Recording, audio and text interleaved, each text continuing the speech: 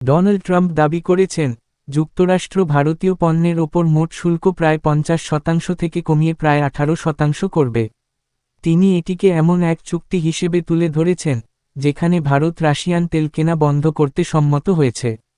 Trump বলেছেন, নরেন্দ্র মোদি তাকে আশ্বাস দিয়েছেন যে ভারত রাশিয়া থেকে তেল কেনা বন্ধ করবে এবং বদলে যুক্তরাষ্ট্র ও ভেনেজুয়েলা থেকে জ্বালানি কিনবে। তবে ভারতের পক্ষ থেকে এমন কোনো আনুষ্ঠানিক প্রতিশ্রুতির কথা স্বীকার করা হয়নি। ভারতের পররাষ্ট্র মন্ত্রণালয় জানিয়েছে, রাশিয়ান তেল আমদানি বন্ধের বিষয়ে কোনো প্রতিশ্রুতি বা আলোচনা সম্পর্কে তারা অবগত নয়। ভারতের মতে, জ্বালানি আমদানির সিদ্ধান্ত জাতীয় স্বার্থ ও সাশ্রয়ী দামের ভিত্তিতে নেওয়া হয়। ভ্লাদিমির পুতিনের নেতৃত্বাধীন রাশিয়াও জানিয়েছে, ভারত রাশিয়ান তেল কেনা বন্ধ করবে, এমন কোনো আনুষ্ঠানিক বার্তা তারা পায়নি। ফলে সম্পূর্ণভাবে তেল আমদানি বন্ধের দাবিটি প্রশ্নের মুখে পড়েছে। আন্তর্জাতিক তথ্য অনুযায়ী, ভারত রাশিয়ান তেল আমদানির পরিমাণ কিছুটা কমাচ্ছে, কিন্তু সম্পূর্ণ বন্ধ করছে না।